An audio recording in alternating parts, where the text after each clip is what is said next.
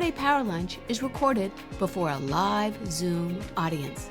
The Friday Power Lunch. Badass women getting things done. Carrie and Catherine's in Italy. At the home, she's visiting the homeland. Mm-hmm. So, you know what that means. We're in charge. Look It out. should be scary for everybody.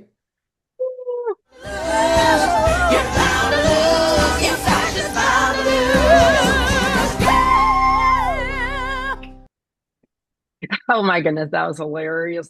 Hilarious. It looked like Tom Bonier was there in the hat for a minute. I thought that might have been him. But today is May Day. It is May 1st. Welcome to the Friday Power Lunch. May Day. It's all about power. Who's got it? Who wants it? Who's about to lose it? And today we are talking about building that power. Of course, we all know that today is May Day, which is a day of unrest and protest and rallies and rising up to show that, yes, we do have power. And today, the theme of our show is about that power. It's May Day, no business as usual. And it isn't business as usual because Catherine White is on vacation and it's just me and Fanal today. So it's not business as usual for the Friday Power Lunch. If you want to go, so we are here today with the guests and the issues and all of the actions that fuel the grassroots here in Virginia and throughout the country. It sounds like someone's got their mic on. Did we take care of that? Thanks, guys. So I hope that you're here live, but as always, you can catch us on YouTube and our Substack. Our publication is free, so find us at the Friday Power Lunch.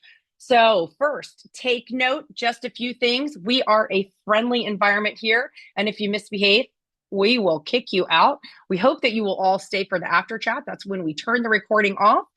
Our guests will hang back. We will talk about some more of the issues, more of the questions, give you some time to make announcements. But as always, we always like to forward the questions to our guests first, and then you're welcome to make your comments and announcements in the after chat.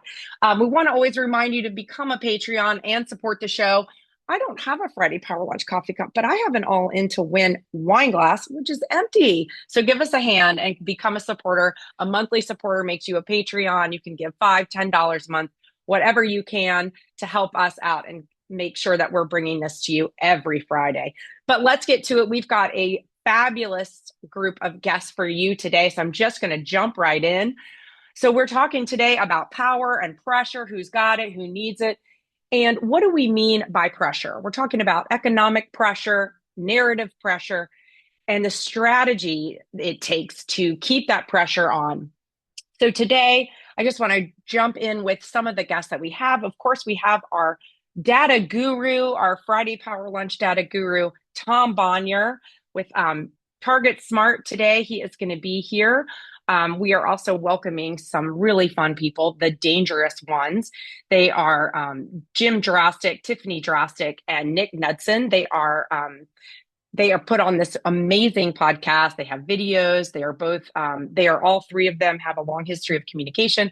So we are bringing them to you today at the end of the show. But first, I want to get right into segment number one. Very proud to introduce Dr. Bob McNab from right around the corner from me. I live right around the corner from Old Dominion University, where Dr. McNab is the director of the Dragas Center for Economic Analysis and Policy, and he's the chair of the Department of Economics.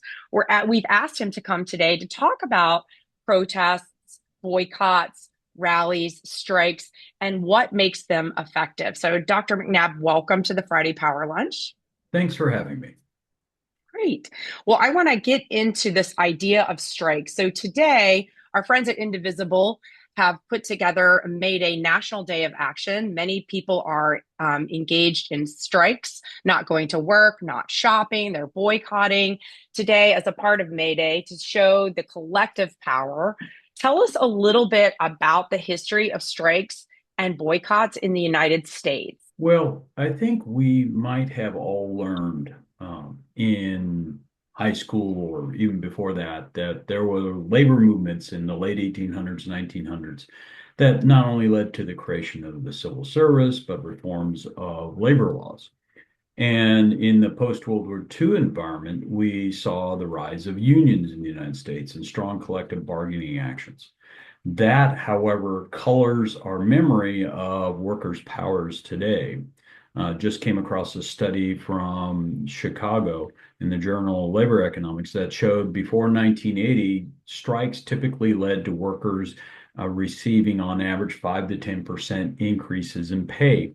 After the 1980s, those gains dissipated. That strikes not only fell by 90%, let me say that again, strikes fell by 90%, but the wage gains were no longer there. And they benchmark it to the firing of air traffic controllers in 1981 and the concerted action to remove labor market protections and diminish collective bargaining since then. Wow. So, but we don't really have as much of a tradition nationally. I mean, even before the 90s, even before Reagan fired the air traffic controllers, we didn't have a long tradition of strikes in this country. So, why do you think that is? Well, first, the U.S. is big. At the end of the day, if you've been to Europe or you have friends that are from Europe, they will talk about, well, I could get on a train and I could be in another country in 2 to 4 hours. You could get in a car and drive north to south in California for 13 hours and still be in California, or drive east to west in Texas and still be in Texas.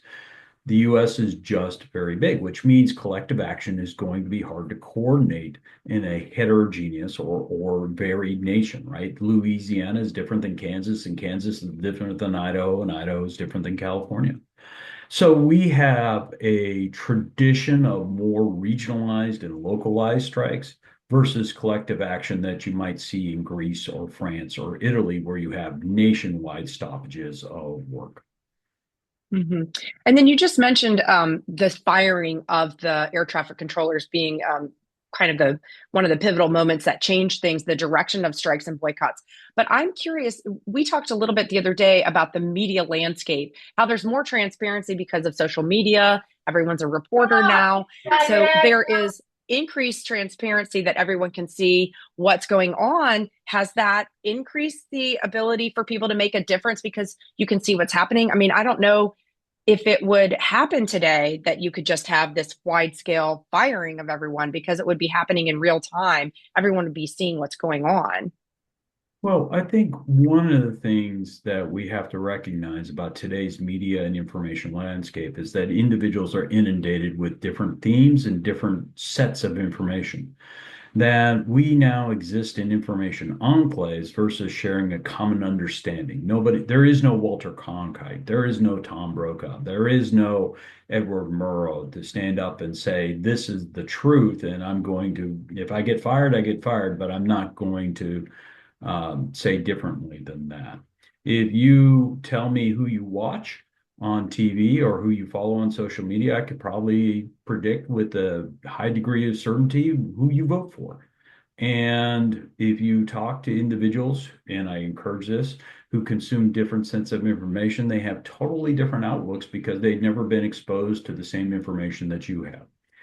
We now consume information for affirmation, not information and understanding.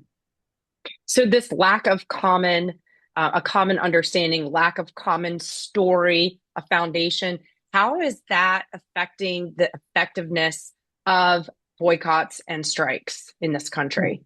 Right. If you think about, for example, a protest against immigration and customs enforcement or unfair labor laws or practices, how you consume information is going to change your perception of that action against, for example, immigration and customs enforcement's actions in Los Angeles or Minneapolis, a strike by labor nurses in California. One set of information will say this is undermining our civil rights, this is detaining our neighbors, this is ignoring the First, Fourth, and many other amendments. And the other side is these people are protesting, to keep thugs and criminals and rapists out of jail. And there is no middle ground when you have such disparate viewpoints. And so collective action then becomes much more difficult if you're thinking about everybody has to be involved. But the sort of myth of collective action is that it doesn't have to be the majority. It has to be a concentrated activist minority. And the greatest way to think about this is to look at polling data for various presidents and look at how activated their base is and how much that translates into political power.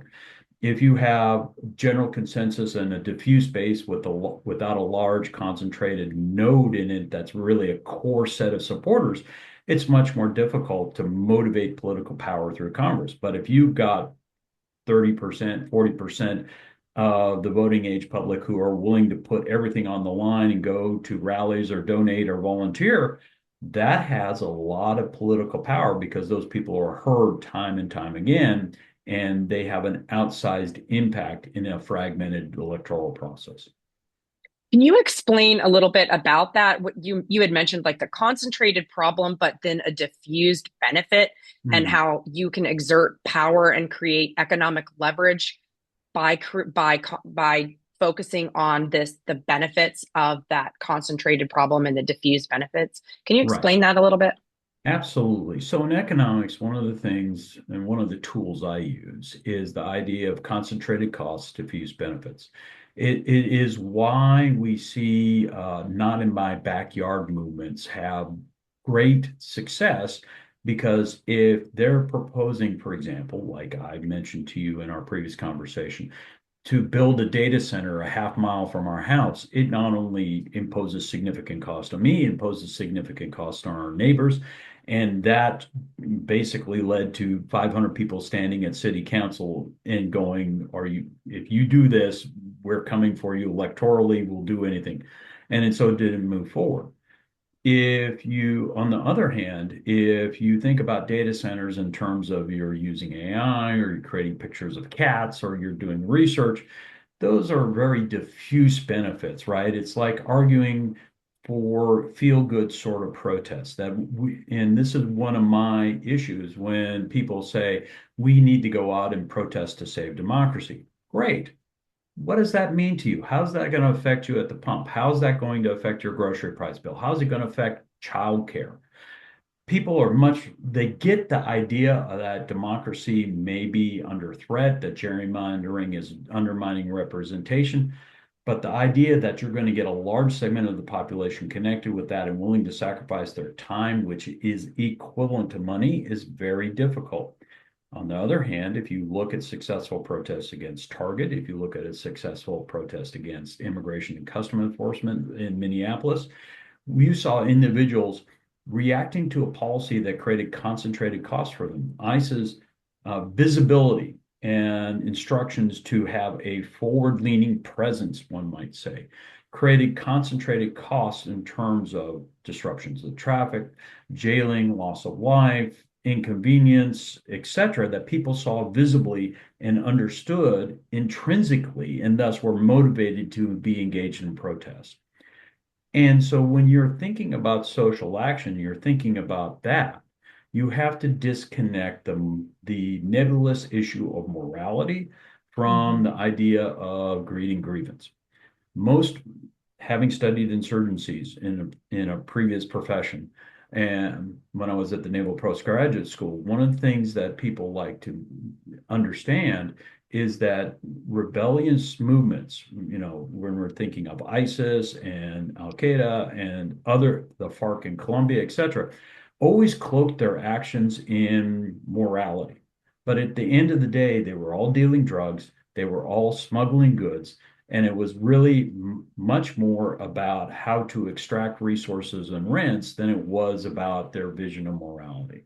And we can look at the Taliban who say, yes, we're going to impose strict structures and culture, etc., but the drug trade flourishes underneath that. And actually, if you go back to the roots of the Taliban, they were funded by the ISI in Pakistan to free up trade smuggling routes through Iran to the Persian Gulf. But as you mentioned, though, they were very strategic. So we're talking about successful boycotts and strikes versus unsuccessful boycotts and strikes. And someone just mentioned the Tesla takedowns that a lot of folks on this call, a lot of activists all over the country were participating in those Tesla takedowns. And we were told that they were pretty successful because they were so concentrated on creating pain with one company. What do you know? What can you tell us about that?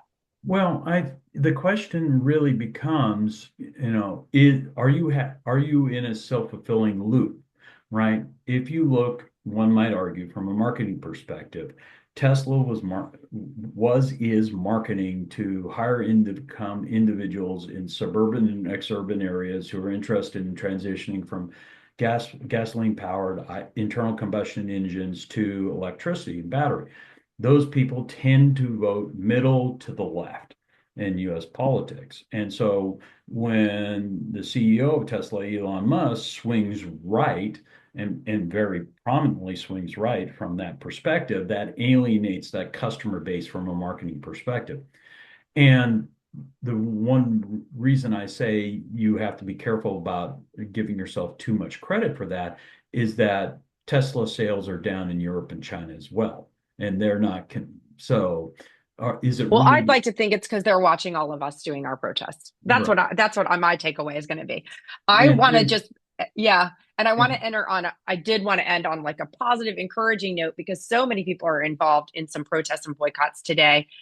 You had assured me the other day, and we need to wrap up, that this sort of thing where we're all in it together, the sense of commonality, you said it's not, I kind of was very pessimistic in thinking that it's kind of over, that the idea of many sacrificing for the few is kind of passe. But you said, and I want to end with this, that it's not really passe, it's not dead, it's weakened, it's fragile, but the idea of small groups of people making larger impacts can still be that this idea can still be true.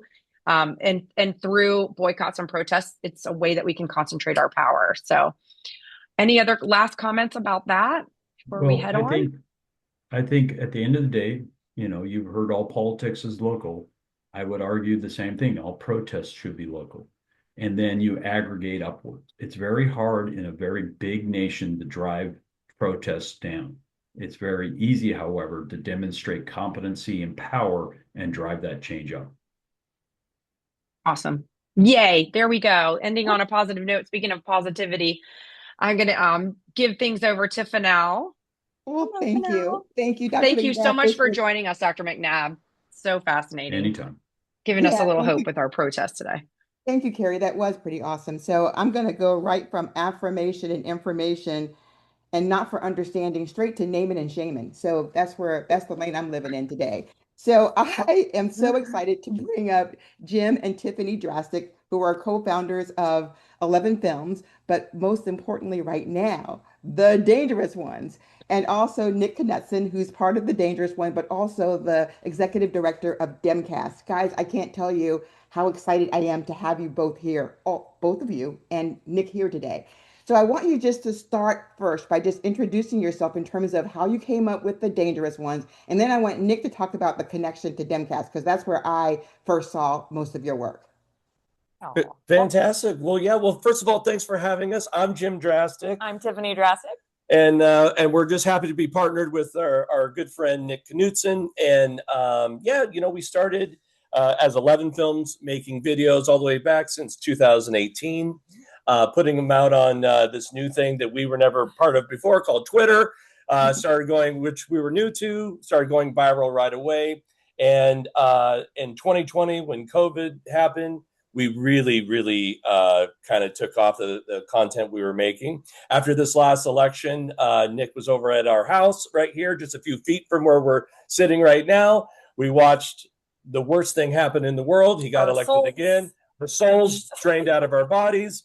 And we said, maybe we should do something about this. And really, we just went forward, not knowing a lot about, how to do a podcast and those types of things. We just knew that we needed to do something. We trudged forward, got a place here in downtown Portland, a beautiful studio. We put it together with our blood, sweat, and tears, and started putting content out. And it took us probably about 13 months to go from 0 subscribers to 100,000.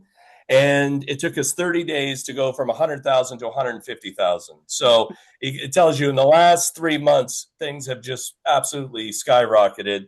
And what we have found, I would say, and then I'll let everybody else talk, is it's because of a huge cathartic hug that we're giving people. Yeah. People are scared out there, and so people definitely want to laugh. And the reason we call it The Dangerous Ones is Jim and I made a film called The Dangerous Ones back in 2020 at like the height of the riots here in Portland and what was going on around the George Floyd murder. And there's a Portland musician, his name is Casey Anderson, and he wrote this song called The Dangerous Ones that we had been sitting on for maybe 2 years. We found it 2 years before that. I think we were just walking through the living room and he was playing it live on a local station here. And we just sat down and went, this is the greatest song we've ever heard. We're going to use this in a film one day. And so 2 years later, all of this stuff is happening socially in America. And we thought, now's the time. And the lyrics are like, you and me, brother, we're the dangerous ones. We're us collectively. We are the ones that they should be afraid of, these white men in power, right? And so that really took off. And we got, it was like 11 million views. Yeah, 11, 12 million views. We thought, got TV that night on MSNBC, and it was just like, wow, you know. We thought that is the vibe going forward for our podcast. We really need to bring people together and motivate everyone to not, like, this is, you know, it's bad out there, but we can make it through. We've made it through harder stuff before, you know, we can do this. Yeah. We can do this. So Nick, let's talk about Dimcast and how it's all connected. Yeah, so I have been on fortunate enough to be on this wonderful show previously, but in not in as a dangerous one, but as the executive director of Dimcast USA, which is a 501c4 nonprofit that helps to spread pro-democracy information across the internet by empowering people with social media accounts to share content and messaging that's helpful and to fight against MAGA disinformation online. And it's you know, Demcast is really about curation of content as opposed to necessarily creation. And so, you know, we're the Dangerous Ones is a very different for all three of us. It's a very different gig than we've had in the past. Jim and Tiff are amazing filmmakers, but they've always been behind the camera. And I've been sort of leading an org, but it's not a face forward kind of situation. So this has been it took us a while to figure out exactly what it was that this was going to be. At first, it was an hour-long show once a week, and we were trying to do sort of you know, a podcast, like you think Pod Save America or something like that, trying to be newsy. And over time, what our audience really responded to was just the vibe of the three of us laughing and bringing information to people in a lighthearted way, that cathartic hug that Jim was talking about. And so it's been a trip. It's been really fun, and the growth recently has been crazy. If you guys haven't watched the show yet, it's definitely, like, go over to YouTube and check us out. It's a visual show, I'll say. We do have an audio feed for the show. But you kind of miss a lot because we look at memes, we look at videos, we laugh a lot, you know, we have a good vibe. So I definitely recommend watching it. So I would say that I laugh out loud by myself when I'm watching. They're not going to get to see all of that today, but you guys, it's all in the chat where you can go. If you haven't signed up for the Dangerous Ones, you really need to sign up. And just as things continue to get worse and worse, you need to be talking to your audience. Everybody has an audience. Everybody has a group of people that trust you. You should be on Dimcast then, looking at all the curated information. Now, I really wanted to talk about, you know, some of the things that you do, because I really do sort of see it as, how do you get back at propaganda? And part of it is, if you think about Jon Stewart, if you think about in The Daily Show, if you think about Jimmy Kimmel, Stephen Colbert, all of these folks, they hate them because they make fun of them. Mm-hmm. And when I look at the Dangerous Ones, that's what I see. I see a way to push back in a really powerful way, which is through comedy. So I want you, Dennis, to show the first really short clip, and then we'll talk about it. And she's coming. Here we go. This is perfect. Watch this. Hey, Don, smile for the cameras. There we go. Sleepy Dawn. Catch you later.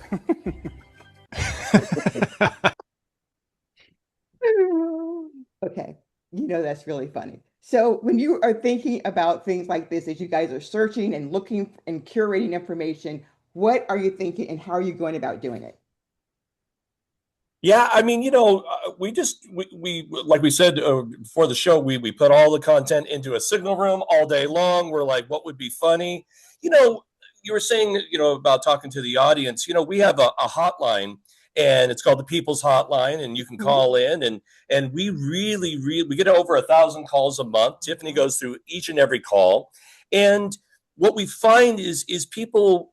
We pick our content, to answer your question. We pick our content in a way that people, they keep telling us, they're like, you give us permission almost to laugh at things, at certain things. And so when we put content out, we go like, you find this funny too, right? I'm not crazy, right? Yeah, it's like Dr. McNab was talking earlier about how America is so big and each state is so different, and there's no centralized news anymore. Everyone can go anywhere and get any information. So I feel like, well, we're all mad about the same things, right? The gas prices, the grocery prices, childcare, student loans, healthcare, all of it. But we're also sad about all the same things. Everyone's losing their SNAP benefits. People's healthcare premiums have tripled, quadrupled, and we're all mad about the same things and sad about the same things. So that must mean that we can find humor in the same things too. So what's funny? It's like we had a viral video of a woman going through the bagged salad, and it's, half full, and she called it full of toe bones, which are like the hard parts of that romaine lettuce. And everyone thought it was funny. And so it's tough out there. The only way through, anyone who's been through trauma knows it, is you have to laugh through it. And sometimes it's gallows humor, but there's just no other way. There's just no other way. Real quick, like Dr. McNab said, he said, people look at content for affirmation. Mm-hmm. And that's exactly right. I would be lying if I say, people watch our show because we kind of go like, listen, we say it all the time on the show. We go, we're going to lock arms. We're going to get through the next couple of years together. We're going to laugh together. We're going to cry together. And because people are freaking scared. We do politics every day. We've been doing it every day for years now. So we're totally numb to it.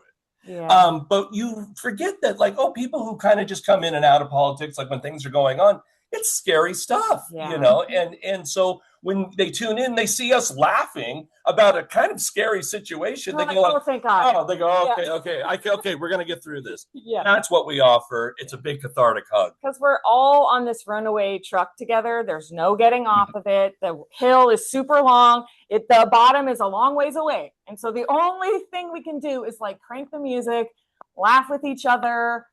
And get organized. Show some videos and get organized, because it will come to an end. It will. It's just, how do we want that ending to affect us? Nick, did you want to add anything? Yeah, just that what we've found is in the hotline calls or in the comments that we get on our posts, people we're reaching an audience of people who might not watch other news because they're too freaked out by it. And so we're basically spoon feeding people, some information about what's going on in a way that doesn't make them want to go and cower in the corner. And so we feel really good about that. We're part of the solution of informing Americans in our own way.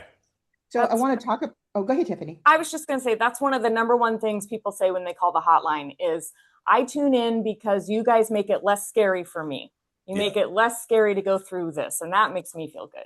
So I want to talk about that for just a minute. Two things. One is that people begin to be part of something, because you can become part of the Dangerous Corps. So it's growing. It's like, come be a member of the Dangerous Corps, which is great, because now you're building this huge community. But you also give people good information. I mean, stuff that they need to know. And so, and it's important things that they need to know, that they can say, oh my God, it really is this bad in terms of this thing, and I ought to really be against it. So Dennis, can we show the next clip in terms of how you guys get really serious information out there using Progress Action Fund. Watch this. I had a really good time today. Yeah, me too. I really look. What are you doing? She's coming with us. What are you talking about? Who are you? I'm your Republican congressman. Now that we're in charge, we're rounding up illegals. She was born here. She's a citizen. I don't care. She looks like one of them. But don't worry. When she's in prison in El Salvador, she'll have lots of company. I know, right? So let's talk about that, because there's a really serious, important message behind that. And you can also talk a little bit about some of the stuff that you guys do for this Progress Action Fund that really speaks to people. We can talk about this one, and then later on, we'll talk about how you hit the 18 to 29-year-olds. Go ahead, Nick. Yeah. So Progress Action Fund is they're a close partner, both of Demcast and the Dangerous Ones. They create these viral ads with this creepy Republican congressman doing terrible things, taking away people's birth control, denying people healthcare coverage, and kidnapping American citizens, and they test all of their ads against all the different age groups and genders and races and ethnicities, and they're super effective. And so, that's one of the things that we want to do is highlight content that other people are creating out there that is effective at telling a story, and getting that message out. And having partners like PAF is really helpful in that, but we also do it just through straight up curation, like Jim and Tiff were talking about. We're constantly scrolling and looking for things that are informative but also entertaining. Yeah. One of the two main things I think that we try to get across on our show, besides the laughing, is two things. One, is to be, we want to push folks to become street activists. We try to, one of the main things we do is let people know, because a lot of people have never protested before. We let them know that it's not scary. We give them tips on how to go out there and protest from our own experience. And the other thing that we try to push on our show is also anyone can do this. Anyone can make content. It doesn't matter if you have 2 followers or 200,000 followers. We encourage folks to make content. We encourage the Danger Corps to send in their content. We get hundreds of emails with memes and stuff that they find funny. And so we put that out. It's a big community, but ultimately I'm trying to get people out into the streets, and I'm trying to get people to make content on their own. That's what 11 Films was all about. That's what Demcast was about as well, in some respects. So all those things wrapped together with one big smile and hug and laugh. It's a good time, Yeah. Tiffany, did you want to say something? Just that this is like the scariest guy we've ever had in the White House, but there's been scarier times in America where massive people have showed up. And I think it's like today with May Day, it's going to take collective action to show these people who clearly do not give one iota about what we're showing up and doing. They're just going to railroad right through whatever we want. I think it's important, even how scary as it is, we have to show each other. We can go out there. You don't have to walk in the streets with the sign and put yourself out there that way. If it's too scary, you can just drive by a protest and honk your support. You can post online. You can call your senator. There's so many different ways to get involved. And it's important to show each other that we're bothering to get out there, because it feels like there's a lot of complacency, that we're not going to win, that it's too scary. There's nothing we can do. We might as well just wait till the midterms or whatever this defeated thing is that we have, because that's what they want. They want us not showing up. They want us to be mad about gerrymandering, and I'm not even going to vote then, because if I do, it's not going to count. That's what they want. Yeah, I think that's absolutely right. I always say no one can do everything, but everyone can do something. Yes. So it's just a matter of finding your lane. So I'm going to just take my little 3 people on my podcast and run along with it. So correct. Yay me. So I want to talk about, though, the seriousness, though, of some of the things that you post to get people information that sometimes it feels like, oh my God, I can't believe it, which I think wows some people. So I want to show a piece of the next video, and then we're going to talk about it because this one is from Progress Action again, but I think it's focused specifically at 18 to 29. So Dennis, can we see that?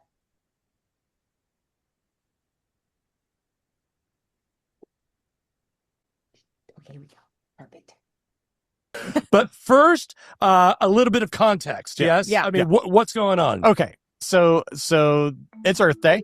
And so Progress Action Fund wanted to put out an ad that relates to the GOP's just attack on clean energy, the war in Iran for oil, the rising gas prices, all of everything in our eyes. All of it's related, right? All of it's related. So here's some really important facts. Big Oil is making $30 million an hour from the war in Iran. Okay. The last thing that they want is for you to drive an electric vehicle. Yeah, right? boy, you're not. I mean, that's clear. I mean, of course they don't. Of course, Big Oil's against electric vehicles. But here's the kicker. Yeah. 88% of Big Oil contributions go to Republicans. Oh. So Trump, if you might remember, asked Big Oil for like $1 billion. Yeah. And, $100 gazillion dollars. To help him, $1 billion to help him win the election in 2024. And they didn't quite go there, but they gave him hundreds of millions of dollars. And now they are getting everything that they could possibly want. $30 million an hour. That's crazy. God. Meanwhile, they're like, the strait's open. It's closed. It's open. It's closed. And all their bros are making millions in the market. And we're just like, over here with our 401ks going, please let there be something left. Yes, So I love that one because when you see those numbers, you are just gobsmacked because it's just so huge. So talk a little bit about the idea of that. And then I didn't show what's behind it, but people can go and watch it. But I do want to talk about it. Yeah, when I watched that clip, which I had forgotten about that, when you watch that clip, you hear me go, oh, the truth is I'm learning as Nick is saying this. There's this, what I would also encourage people, if they ever make content, is to not act like you know everything. Not everybody knows everything. I don't know everything about every political issue. And so I'm learning along as Nick is saying this. And I think that is really attractive when people watch us and realize we're not trying to come off like we know everything. We don't know every in-depth of every number of all time. And what that does is it takes a scary thing. It takes a thing that'll also get you really upset, $250 million an hour, whatever the number was. And it makes it very consumable. Watch when you see it presented in that way. So that's a way to take scary, angry, inducing news and make it digestible, I think. And people want to come along with you on that journey of learning. And so when you are laughing at the same things you would be laughing about with your friends or your family, it makes people feel welcome and it makes them feel included. It's very, in Democratic messaging, we've gotten it wrong a lot. It's very top-down messaging, talking at voters, what you should be concerned about. And I know that's the wrong approach. We all know that. And so we want to go, here's what's happening. Here's how it affects you. Let's all learn about it together. Yes, it's scary. We'll make a couple of jokes, give each other a hug, and we'll be okay. It's just bringing people in to go along with you instead of talking down to people. Yeah. So Nick, talk about what comes next. In that episode? How you bring that home to the 18 to 29s. Yeah. It's called Wet and Wild. Is that what this one's called? Yeah. So the ad. But 1 second. Okay. Now we're ready. That followed that information that was just shared was so these two workers come out and this guy just got his new electric truck and he's super proud of it and he wants to show his friend and he walks out and there's that creepy Republican congressman guy is peeing on his truck and basically says too bad we're my big oil donors don't care about electric vehicles and anyway. But yeah, I mean, it's the PAF guys specifically test, like their whole thing is to reach that 18 to 29-year-old group of young men who swung hard to Trump in 2024. It was I think 56% was the percentage of that age group that he won, which is just when you think about the the long-term impacts of all Republican policies. You know, they're 18 to 29-year-olds should have absolutely no business voting for any Republican because they're destroying the planet. They're making everything unaffordable and all these points and the PAF guys make content that's really targeted at them and really effective. And so we're always happy to share that. Real quick, can I just say too, and I'll just make it really fast, is the odd thing is when we do for most of the time that we've been doing this podcast, a year and a half-ish, our audience has been Gen X and baby boomers, and I would say mostly baby boomers. But oddly enough, in the last 3 months, and this is why ads like that are targeted and work for young men, is because as we've been showing more viral videos on our show in the last 3 months, we've watched our age group center a little bit and go way younger. So we watched it in real time. You're like, wow, these things really do attract a younger audience. And so it was just interesting to watch that in real time. I love our baby boomer and Gen X audience, but it was really interesting to see us get younger, like very quickly, the second we started introducing content like what you just described, Nick. And so it works. Yeah. Yeah, it has to work in order to start to engage people. Because it was when I was reading all the comments, I was reading older people say, "This is hilarious. I'm 70 and I think this is hilarious." And so send it to your grandkids, send it to your great grandkids. But the point is that we have to figure out to let them know that we see and hear them. And I think through this kind of content, people know that you see and hear them, and that we can, as Carrie says, we can start to attract younger voters. Because the thing is, the Democratic brand on its own is just dead on a vine. So it's going to require we, the people, to start to develop what this brand actually is. And it is through content that probably at the top of the house they wouldn't be interested in seeing. But we know, you know, what people are interested in seeing and what resonates with them. We just have, well, actually, I have no time. I'm hoping that you guys will be able to stay just for a little while in the after chat. I'm sure that there are so many questions.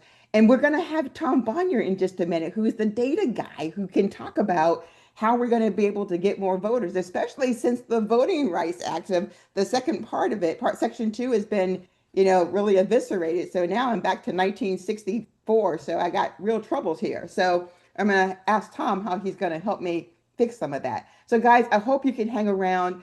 The information is in the chat on how to be part of the Danger Corps and how to be a dangerous one, only if it's just for fun.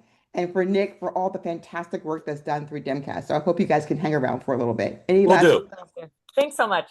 Oh my God, thank you. You're bound to lose. You're fascist bound to lose. He's slaying me off. So I'm so excited to get to bring up Tom Bonier. He actually gets to have a pink jacket. Tom, we're doing this new thing where you get a pink jacket based on how many times you've been here.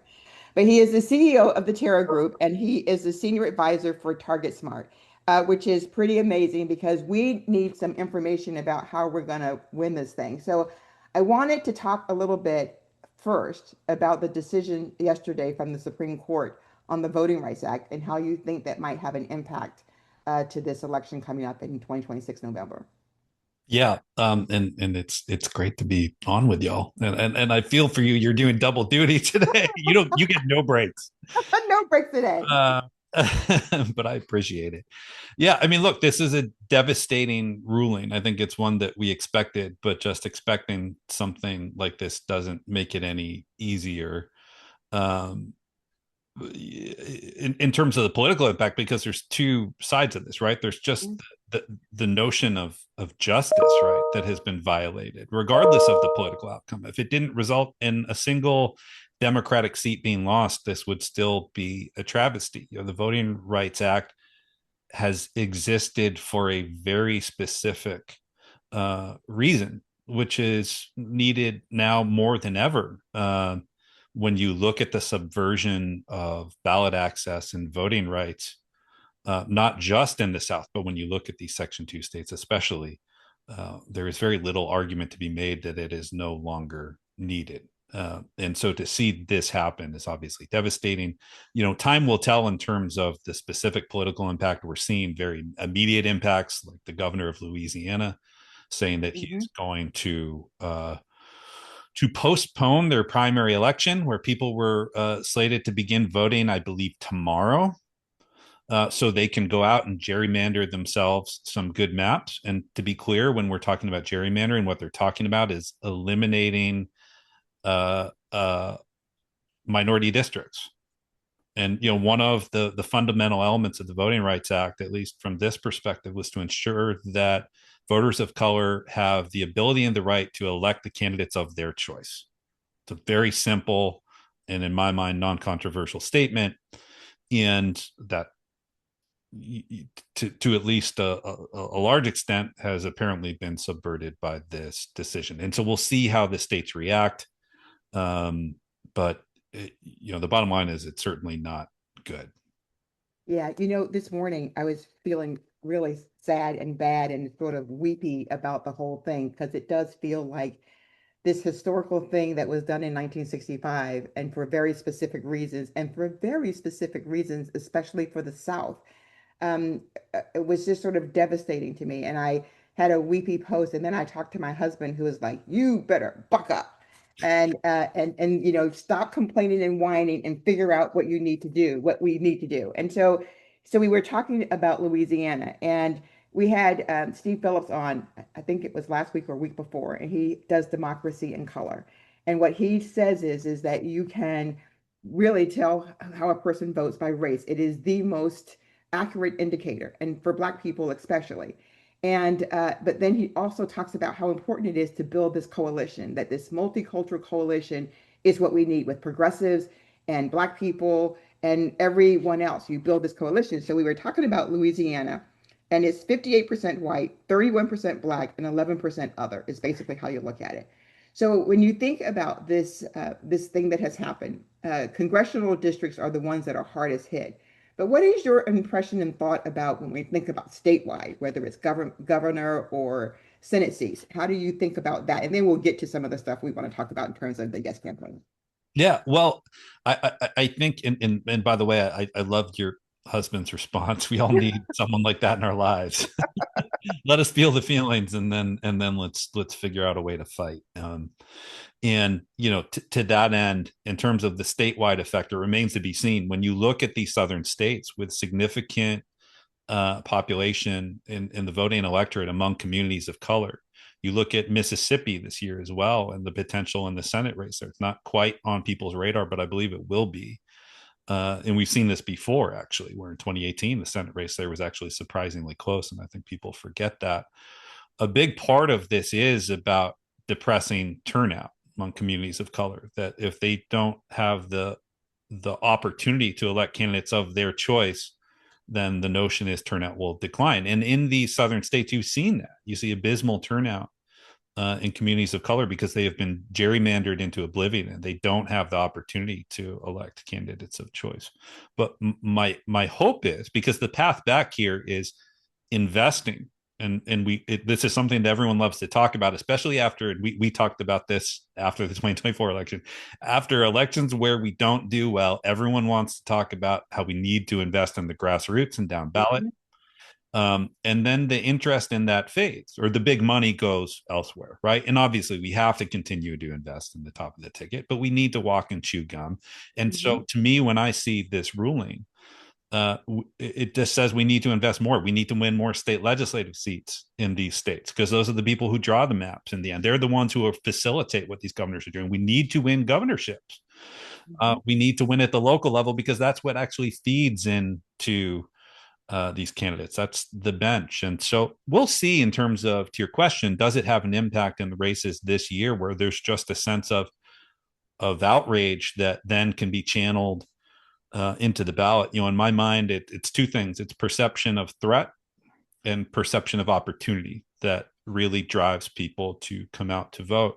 And there is a clear and present threat, but there's also an opportunity. It's upon us to make that opportunity clear by running good candidates and investing in these races and communicating. And so my hope is we'll see that happen.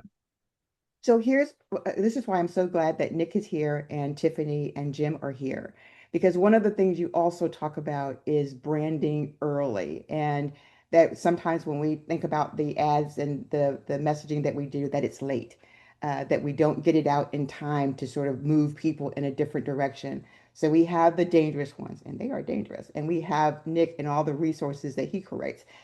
So can you talk a little bit about thinking about how we do things early enough so that we brand the horribleness that you can look at it and you go, how could anybody be okay with this? So how do we get people off the sidelines earlier? Yeah, it's so important. And that's why the work that they're doing and the others are doing in this space is so incredibly important, because my pet peeve, and I could go on about this forever, but the short version is when we think back to 2024, there are different factions in the consulting world in terms of the thought of how and when campaigns should engage and communicate. And one of the winning arguments in 2024, and winning arguments, I mean, this is what they did. As we know, painfully, we didn't win. But there's some poli-sci literature that says that persuasive communication has a quote shelf life. That if you serve an ad to someone in the spring, a few weeks later, it will have worn off.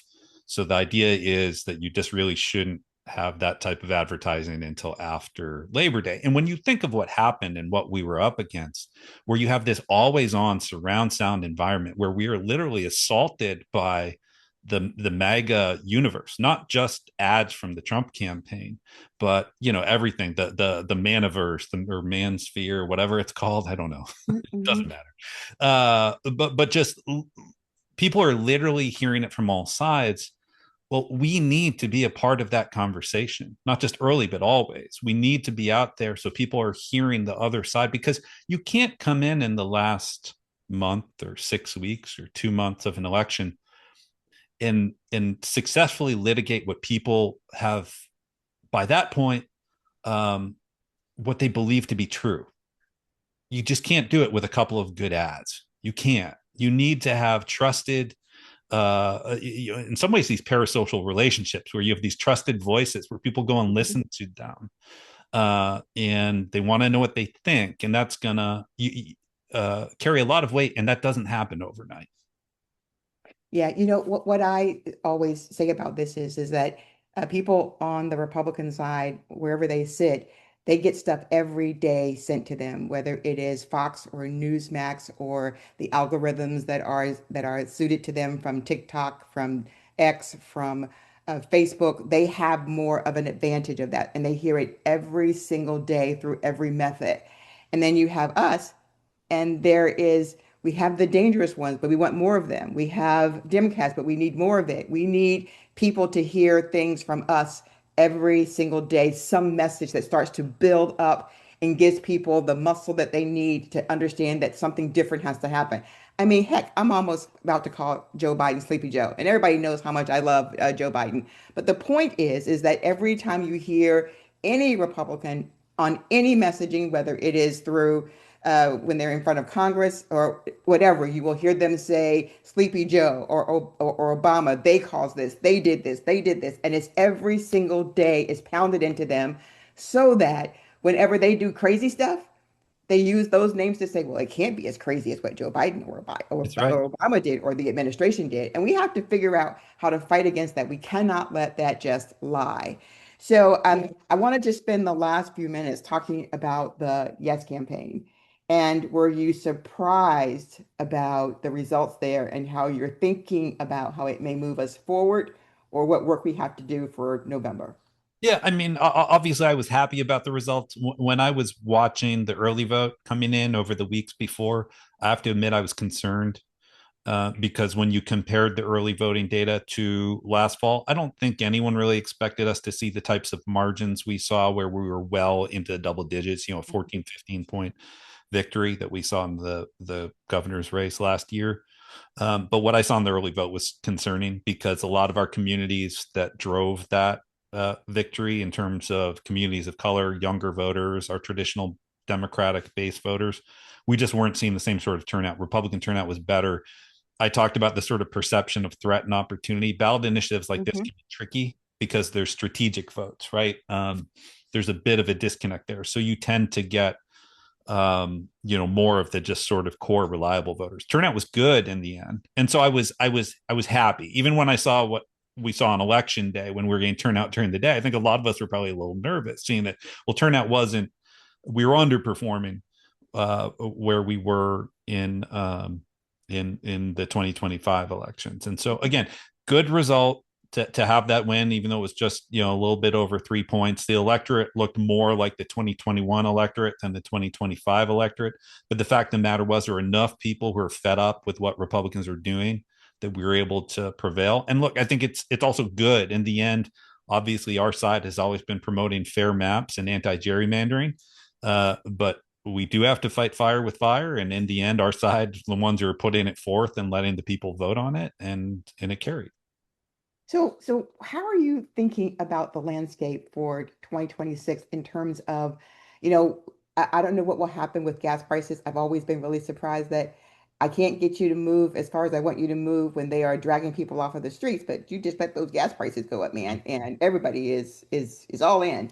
So talk a little bit about how you're thinking about what's happening now with the war, when it's over, because it's not a war, but whenever the thing is that's happening is over.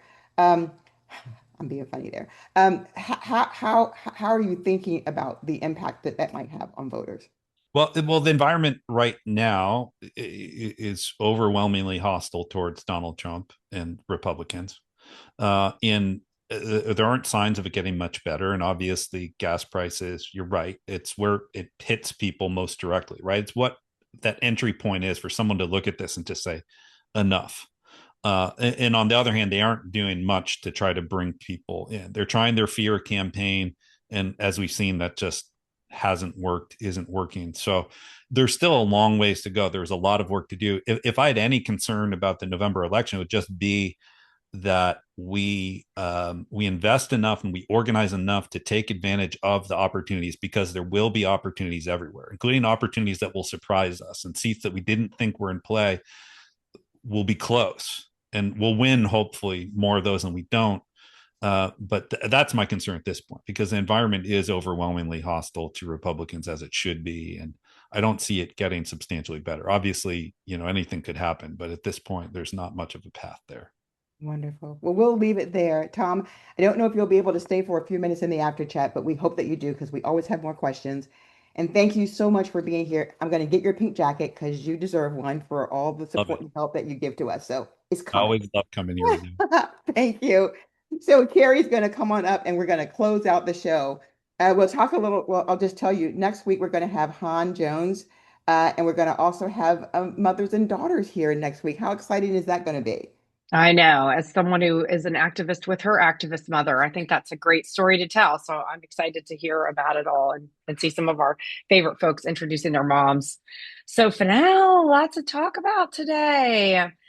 Yeah, we didn't get our normal, we didn't do our normal power chat at the beginning of the show. So I had so many thoughts going through my mind as I was listening. But I really, one thing that couldn't help think about today when we're talking about, when you heard Tom Bonier talking about people getting really fed up with the Republicans, I just thought Pete Hegseth this week talking to us about in this testimony, well, what is it worth to you to know that Iran doesn't have nuclear weapons? What a privileged, what, to even bring that up to a mom who is trying to put food on the table and gas in my car. You have the nerve to ask me what it's worth to me that Iran doesn't have a nuclear weapon? When people are losing their health care and getting dragged off the streets, I give zero whats. And I couldn't believe the nerve of that guy. And I keep waiting. I think this is one of our downfalls, y'all. We keep thinking that people are going to wake up. We keep thinking that the negativity is going to catch up with them. We keep thinking this polling is going to have an impact. And we have to work so much harder for that to happen. They're not just going to wake up. They're not just going to get sick of hearing him. We have got to work. And this Voting Rights Act, of course, we'll talk about this more in the after chat, but I'm just, it's surprising the Supreme Court thinks the racism is over in America. Yeah, I could probably tell them, except for Clarence Thomas, who doesn't know what color he is. But that's another story. He's a self-hating man. So what does he know? But what I would say is that there'll be lots of things to talk about. And I do think that there is a way forward. It may look very different than what folks would assume it to look like. But I also think about Project 2025, and I can tell you that Demcast has a ton of stuff on Project 2025. The Dangerous Ones has one of the most amazing films that they've done, short film on Project 2025. That's why I'm going to encourage folks to go there. You can get so much smarter and your content will look amazing. But what I want to say is that in Project 2025, it does talk about bringing back the draft. And when I was out at the polls doing the Yes campaign, I talked to a mother who has three sons, and two of them are draft age, and the other one will be so in just the next year or so. So I think all of these things will come to be very personal, much like gas prices, and maybe we will see something change. So that's what my 2 cents worth is. But we can head on over to the after chat if you're ready. Yeah, I hope everyone's going to stick with us. I'd love to hear more from Tiffany about when she had mentioned, that how scary it is out there. And I'm so grateful that we have this community to help us feel less scared while we're out there. So we'll see you guys in the after chat. Thanks so much.